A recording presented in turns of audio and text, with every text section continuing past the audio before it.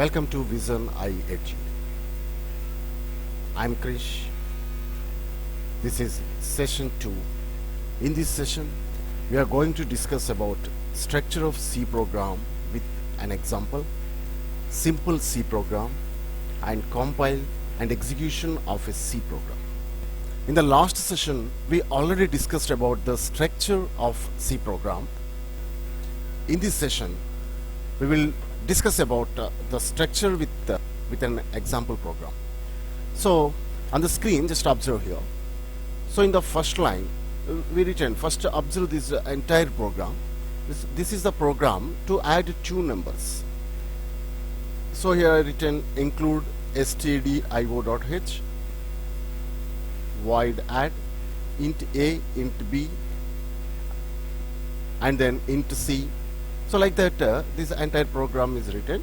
So let us see the structure of a C program here. So the first one here, already we discussed that this is the header section. So as we discussed, the header section describes about the program, and here we also implement the writer name, or that's mean developer name and date of the creation, etc. And the second part, that is include stdio.h. This is simply called as a pre-processive directive. So means in this program we are including standard input and output. So here .h for header file. So the stdio standard input and output function, by including this header file, we can access the printf and scanf functions in our program. Okay. And the third one is void add int a, int b. This line means nothing but function definition. Means in this program I am going to use one user defined function. So the function name I am going to use as add, and the arguments of the function are a, b, and this a and b, they are defined under int data type. So means they are normal numbers without fraction points, without fractions. And next one is int c. So this is a global declaration. So what is the global declaration? Means if any variable is defined outside of any function, that's called as a global variable. So just observe here, the int c is defined out of all functions. So here void main is one function, void add is another function. So this particular variable, that is int c, is defined out of all functions, so that it is called as global declaration. So this int c, this particular variable, is available till the end of the program. Okay, we already discussed in the last session about global variable. Of course, in the coming sessions also we will discuss about this. Next one is main program. This is the compulsory for each and every program. So under main program we have to write what is the execution style, that what we have to execute first, then what we have to execute next, like that we have to define that. So in this program under main, just I am printing one statement, that is calling add function. Just I am calling a function, and just I am providing two values to the function add. I am supplying two values, 5 and 6, because the user defined function add, it need a and b, two values only. Okay. So next one is, this is the function declaration, and as we discussed in last session, if the function definition is there in a program, it must be declared. If there is no definition, no declaration is needed. So here the function defined, so that we must declare the function. So these are the total parts in a C program. First one is the header section, second one is pre-processive directives, next function definition, next global declarations, then main function, at last function declaration. So as we discussed, the function declaration is depends upon the function definition, and global declaration also it's optional, it's not compulsory, and header section also not compulsory, including of the preprocessive directives also not compulsory, but if printf and scanf like functions or any other functions used in the program, we must include the header files, means preprocessed directives are compulsory, we have to use. So this is a structure already we discussed, and we implemented that structure of the C program with an example program, right? So just observe here, if you write the C program in the editor, it looks like this. So the same thing just I printed in the editor. So here the program to add two numbers, this is as it is I written in the program. So if you compile, so you can find the output like this. So this is the output. So it prints the calling add function, add, enter first value. So because here I written under add function printf enter first value, so it's asking to, it's prompting, this simply called as a prompting value. So it's prompting for first value. So just I provided 25. So this user has to enter at the terminal, okay, and it takes that, it reads the value and stores in that particular variable. Which variable? That is variable A. Okay, so then after again it's asked print another value, that means second value. So the second value is also provided by the user. So then in the third step it applies the given function, it is a C equals to A plus B. So the A value is 25 provided by the user, and B value is 52, it's also provided by the user. So then what is the total total of these two values is a 77, that is printed as the result. So but just observe here, first the void is executed, then the int C is executed, then the controller moves into the main. So under main, what is the first statement? Calling add function. So it printed as it is in the output. Then after add 0, 5. These are the two values supplied from main function to the add function. So you may ask one doubt here. So already we are supplying 0 for A and 5 for B. Then why it's asking the first value and second value again? Means if the user provides the values, it takes the user provided values as the high priority. Then the provided values from the main are suspended. So if user not provide or user fail to give the correct values for the value A or value B, then the values provided from the main are implemented. So suppose instead of the 25, if you enter A, B, C or any other values which is not treated as a number, then the A value is treated as 0. And as the same, instead while it is asking to enter the second value, if the user provided some non-number integer, the non-number integer is not used for the calculation, so that it takes, instead of these user provided value, then takes the supplied value from the main. So if the user provides correct values which are calculatable or which are meets the definition of the arguments which are defined under that particular function, then the user values are taken and the provided values from the main are suspended. If the user provided values are not correct, that means not suitable to defined arguments, so then the user value is suspended and the provided values will take the implement. So this is the logic, and detailedly we will discuss in later programs. Okay, so this is about the structure of C program. Let us see the execution procedure of the C program, how the C program will execute. So to write the C program, you have to install the C software. It's simply called as compiler. So first you have to install the compiler on your machine.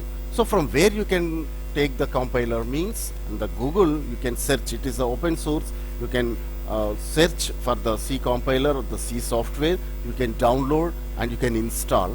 So I am using the DEV C and C++ editor along with the compiler.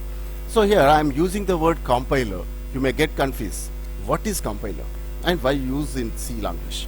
So just here I am giving some brief explanation regarding the compiler, because it's a very important. If you understand the compiling concept, then only you can easily learn the C language. Okay, so suppose in the C programming, the user writes the program and computer executes the program, right? So how many parties are there? One party is user and another party is computer. So the two parties are involved. And what is the problem here means the user knows only English. Means users means who are, we all are the users. I am a user, you are the user, and all the persons who are using the computer are simply called as users. So users are very fluent with the English or human understandable languages like other languages also, other than English or English, okay?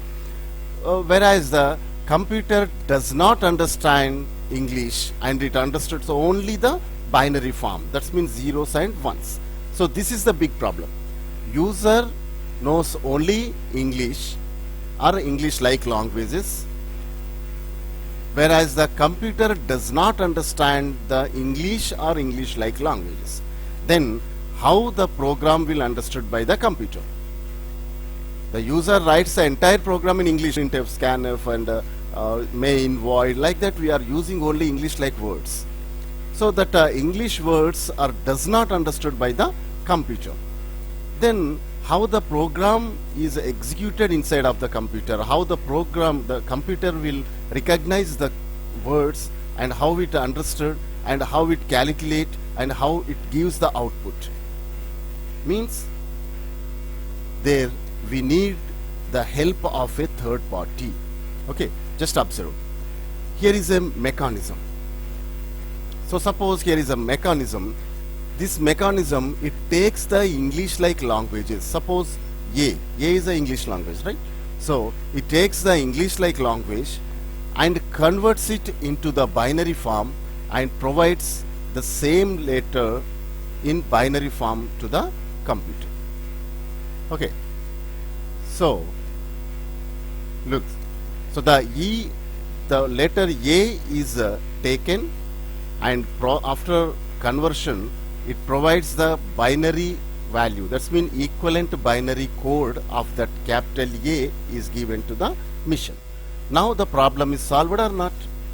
So we know only English and computer knows only binary form. So here the mechanism is there.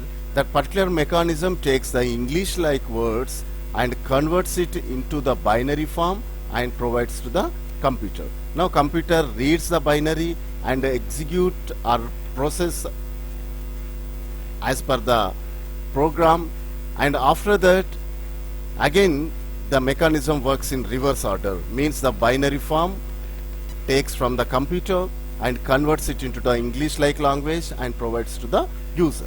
And this mechanism is simply known as a compiler. So the compiler, this is the work style of the compiler. And just observe, a compiler is not a mission actually. So just to understand better, I am giving this particular mission structure. So actually compiler is also a software application. So that can takes the English-like words and converts into the binary form, and also takes the binary words and converts into the English words. So like that. So compiler is nothing but it's a software application which can converts the English to binary and binary to English-like letters. Okay, and compiler also do one more step, that is in the program, if the user writes any wrong codes, means wrong spellings or wrong syntax, so that's mean a printf is there. Printf should be written only in small letters. If the user writes it in the capital letters, that's simply called as a syntax error. Okay, so compiler also checks the syntax and immediately it provides the error statement to the user for correction. And after correction, again it compiles, means it checks for the errors in the program.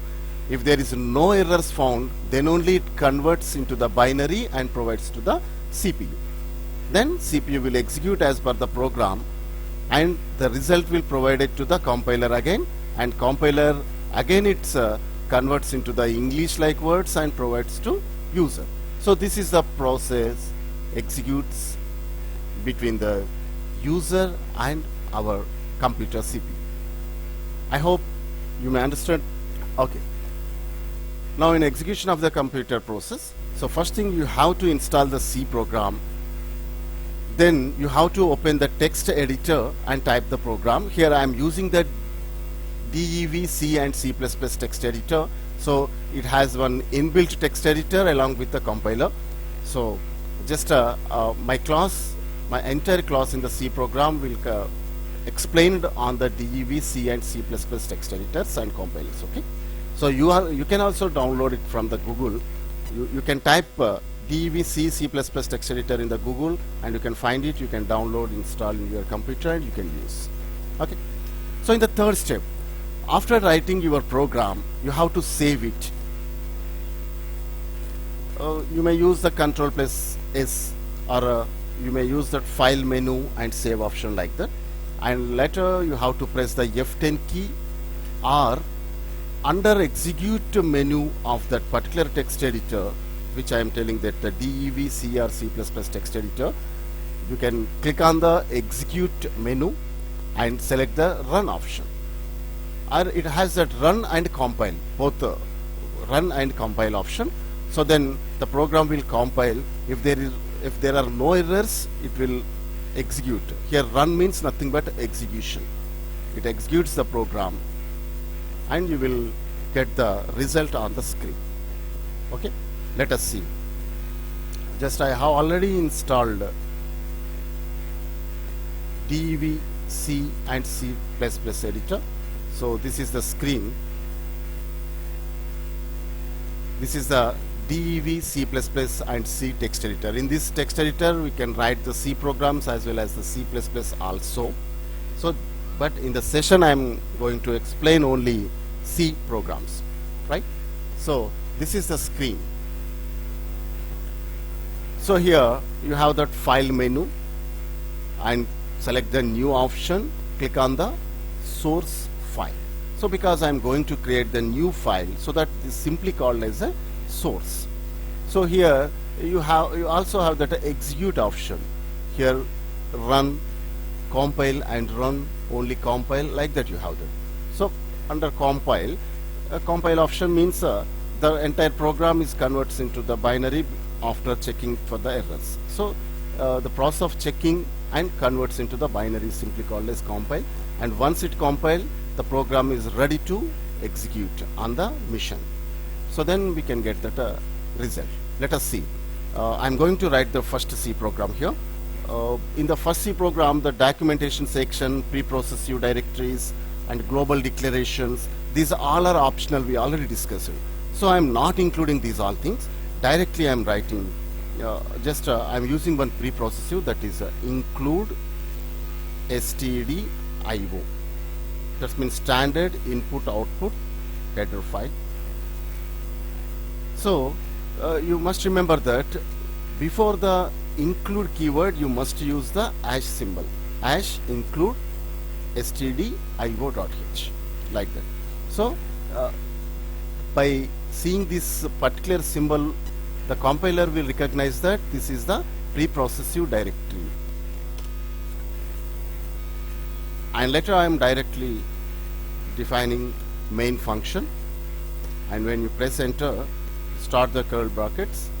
So just observe here, when you open the process, automatically it's closing process also ready for you. So this is the one of the feature in the DEV C and C++ text editor. Okay, so here I am going to implement the function printf, and within the double quotes I am writing welcome to C world.